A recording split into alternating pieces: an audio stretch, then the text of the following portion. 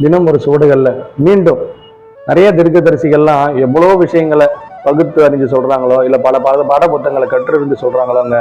ஆனா எல்லாருமே அதனுடைய அறிவியல் தன்மையின் அடிப்படை தத்துவத்தை எப்படி சொன்னாலும் சரிங்க, அது ஏற்றுக்கொள்ளும் தன்மை பிறருக்கு போய் சேரும் பொழுது அது எப்படி சேருதுங்கிறத எல்லாருமே ஒரு சில விளக்கங்களா கூட எடுத்துக்கலாங்க. ஒரு மூதறிஞர் ஒருத்தர் ஒரு நாட்டுக்கே செல்லும் பொழுது அந்த நாட்டில் இருக்கிற எல்லா வகையான மக்களையும் சந்திக்கணும்னு ஆசைப்படும் பொழுது ஒவ்வொரு மக்களும் தன்னுடைய இயல்புக்கேற்ப அவங்களுடைய வாழ்க்கை நிலையை வாழ்ந்துகிட்டு இருந்தாங்களாங்க.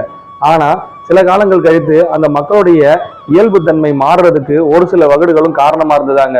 அவங்களுடைய வாழ்வாதாரம், அவங்களுடைய உணவியல் பழக்க முறை, அவர்களுடைய சேர்க்கை, அவர்களுடைய உலகில் சார்ந்த விஷயங்கள் எப்படி இருக்கோ அதை சார்ந்து அவர்களுடைய வாழ்க்கை முறையும் அமைந்திருந்ததாங்க.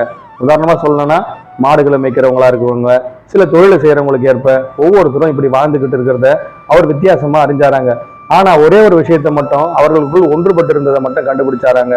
அந்த ஒன்றுபட்டு இருந்த ஒரே ஒரு விஷயம் எதுங்கிறத அவங்களுக்குள்ள அவர் ஆராயும் பொழுது அவங்க அந்த நிசப்தத்திலிருந்து வெளிப்படும் பொழுதெல்லாம் தான் தன்னிலிருந்து அவங்க மாறுபட்டு இருக்காங்க. மற்றபடி எல்லாமே தன் உணர்வால ஒன்றுபட்டு இருக்காங்கிறதுக்கு அவர் ஒரே ஒரு விஷயத்த செய்யறதுக்காக ஒரே ஒரு புள்ளி ஒன்றை அவர் உருவாக்குனாராங்க.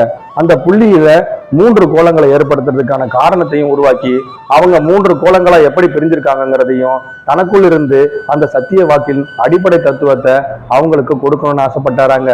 முதல் புள்ளி அவர்களுக்குள் இருப்பது எப்படி இருக்குன்றத அவர்களே ஆராயணும்.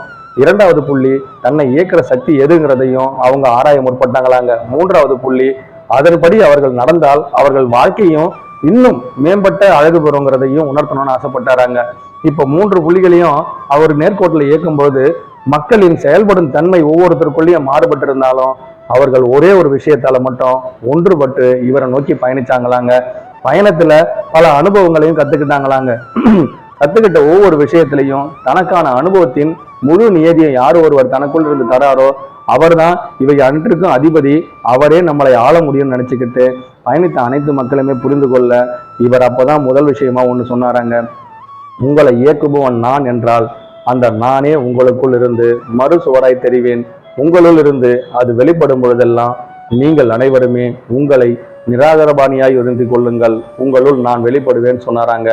எல்லாருக்குமே ஒரே ஒரு விஷயம் மட்டும் புரிஞ்சுதாங்க.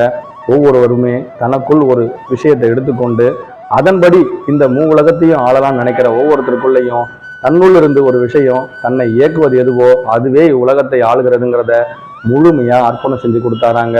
இப்பொழுது விடையறும் காலம், வெற்றியுறும் காலம், நிறைவரும் காலம் எது நிஜங்கிறத ஒவ்வொரு மனிதனும் தனக்குள்ள ஆய்ந்து பார்க்குறீங்கன்னா உங்களுக்குள் இருந்தே அனைத்தைக்கும் வெளிவர கொடுப்பாராங்க. அவர் தான் உங்களுக்குள் இருந்து குருவாகவும் இருப்பாருன்னு சொல்றாங்க. அனைவருக்கும் குருவடி சரணம், திருவடி போட்டுறீங்க.